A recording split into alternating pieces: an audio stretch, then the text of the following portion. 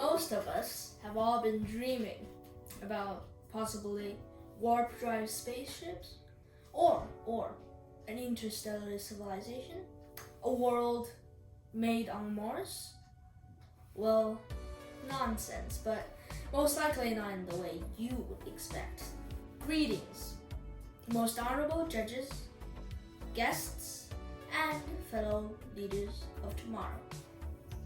We want to travel out of our boring, mundane lives.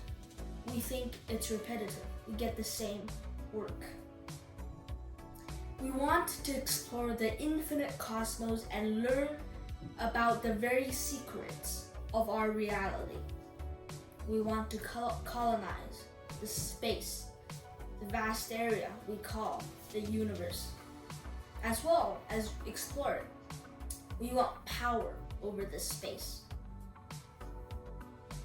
because we think the universe is extremely fascinating.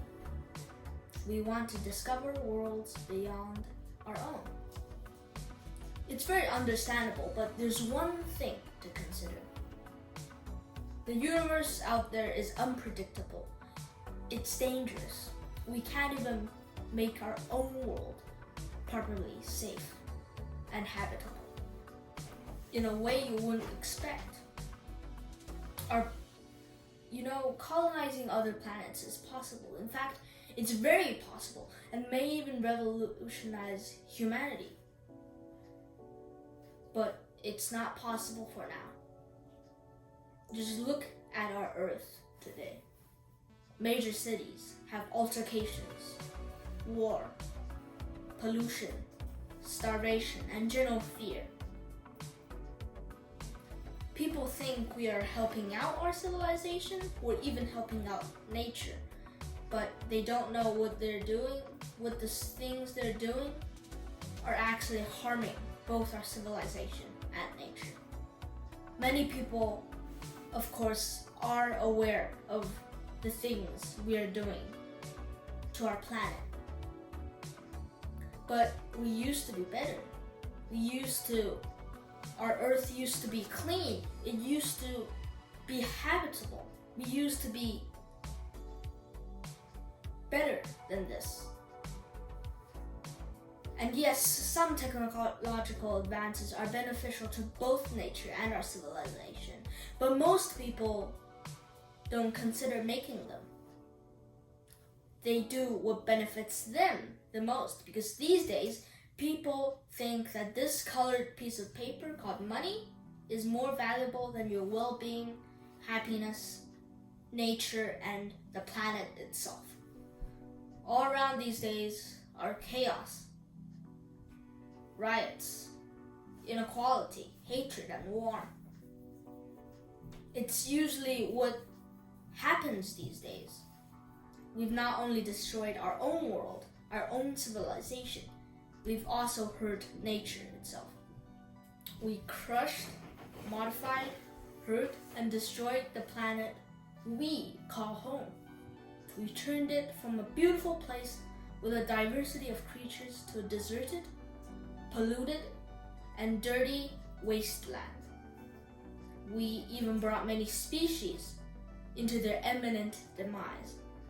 Don't forget the fact that nature created us. Nature was what nurtured us, what gave the roots to our civilization. These days, we use high amounts of greenhouse gas. We use the resources nature gave us. We use carbon dioxide, and heck, even our actions are starting to backfire on us, ourselves, our own civilization.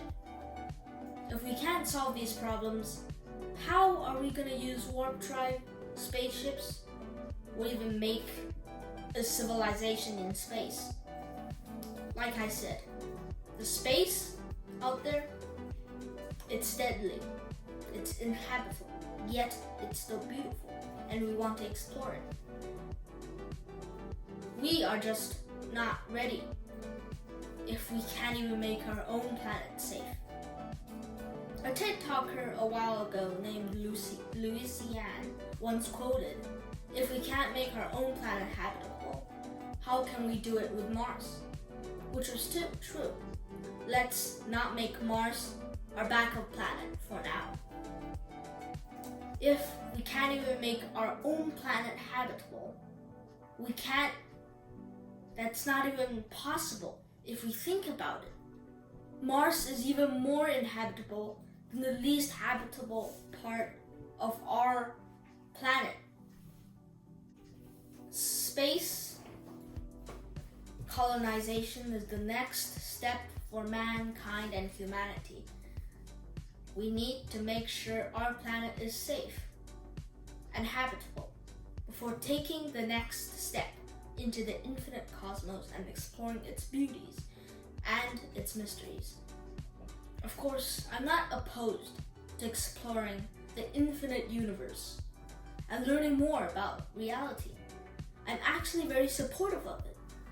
But if we want to go out to the dangerous yet beautiful universe, we need to make sure our own planet is able to be habitable.